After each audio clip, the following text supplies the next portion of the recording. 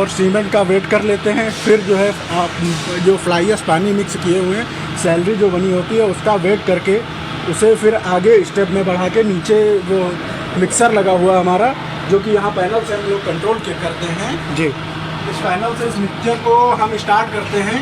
फिर इसमें lime, cement और सैलरी और जिप्सम, एल्युमिनियम पाउडर और केमिकल सारा मिक्स करके जो है उसे फिर एक बॉक्स में नीचे डिस्चार्ज किया जाता है। अच्छा, ये जो मशीन जैसा कि हम देख रहे हैं इसमें जिप्सम वगैरह आप लोग मिला करके सेकंड स्टेज के लिए यहाँ पे तैयार किया जाता है। सेकंड स्टेज के लिए यहाँ ऊपर स्टोर करके फिर मिक्सर में हम लोग उसको गिरा के मिक्स कर लेते हैं। अच्छा, ये जो मिक्सर सामने है इसमें आप लोग गिराते हैं, इसमें से तैयार हो करके इसको हम स्टार्ट करके हाँ स्टार्ट करके आप दिखाएंगे तो और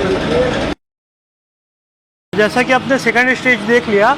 अब थर्ड स्टेज में क्या होता है कि वहाँ से जितना भी मटेरियल होता है वो तैयार होने के बाद यहाँ पे नीचे आता है और नीचे आकर के यहाँ पे स्टोर होता है। उसके बाद लेबर द्वारा इसको यहाँ से उठा करके ये जितना भी आप रैक देख रहे हैं इस रैक में स्टोर किया जाता है। स्टोर करने के बाद ये जो थर्ड स्टेज है ये देखिए यहाँ पे बहुत सारा जो अभी है कि ये स्टोर किया हुआ है। जैसा कि यहाँ पे मैं छू के दिखा रहा हूँ तो ये पूरा अभी एकदम ताज़ा है और अभी बन करके आया है जैसा कि आप देख रहे हैं। तो ये रेडी होकर के यहाँ पे आया हुआ है।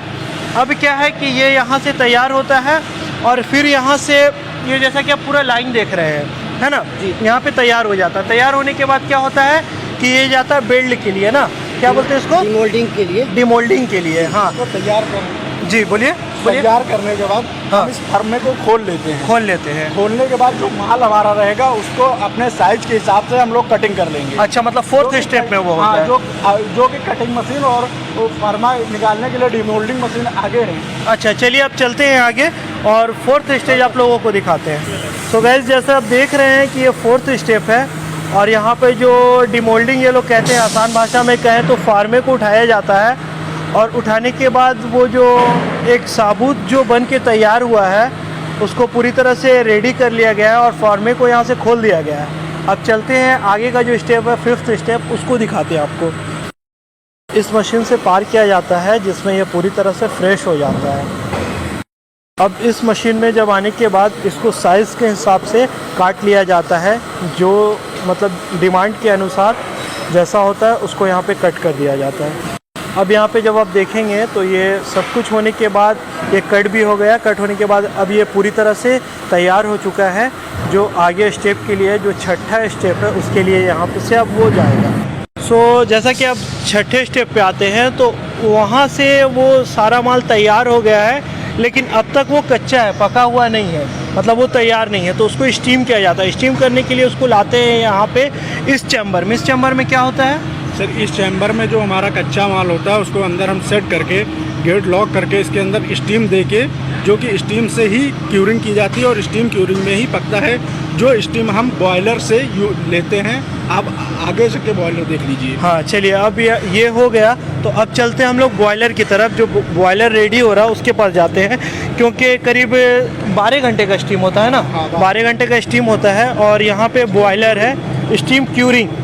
अच्छा, अब यहाँ पे बॉयलर है, यहाँ से इसको दिखाते हैं। ये तैयार हो रहा है जो काफ़ी गर्म है इस एरिया में। अब इसको हम लोग दिखाते हैं, इसको खोल के दिखाते हैं आपको, तब आपको समझ में आएगा। यहाँ पे देखिए ये मतलब भट्टा जो होता है जैसा आप देखेंगे उसी तरह से है और ये मतलब पूरा अंदर लकड़ी डला हुआ है जैसा आप देख रहे हैं, बड़ा बड़ा लकड़ी है और यहाँ से स्टीम तैयार किया जा रहा है।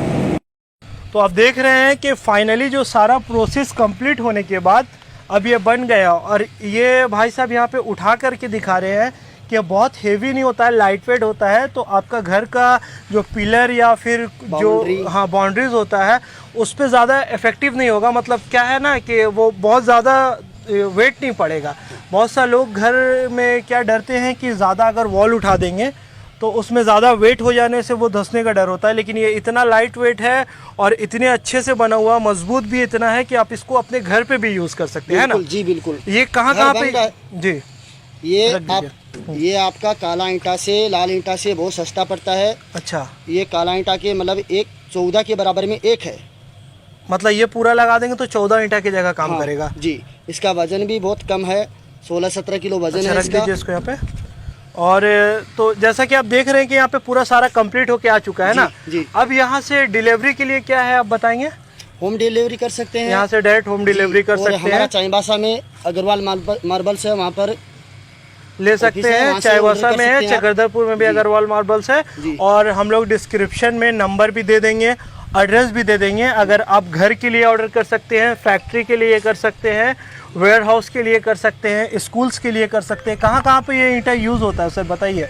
ये सर बाउंड्री वाल और बिल्डिंग मटेरियल, हाँ। बिल्डिंग में यूज हो सकता है, मॉल वगैरह बनते हैं उसमें लोग यूज करते हैं, कमर्शियल मकान में यूज कर सकते हैं, खुद के मकान में भी नॉर्मल घर पे हम लोग यूज़ कर सकते हैं भी इसको। आप यूज कर सकते हैं। इससे बेनिफिट्स क्या होगा? हम लोग नॉर्मल लाल, हमारे जो एरिया में चलन है वो लाल ईंटा का है ना, लाल वाला जो काला ईंटा होता से है। बहुत मजबूत है ये वाला। ये लाल ईंटा जो होता है वो कुछ दिन लगने के बाद उसमें लोना टाइप का लगने लगता है कि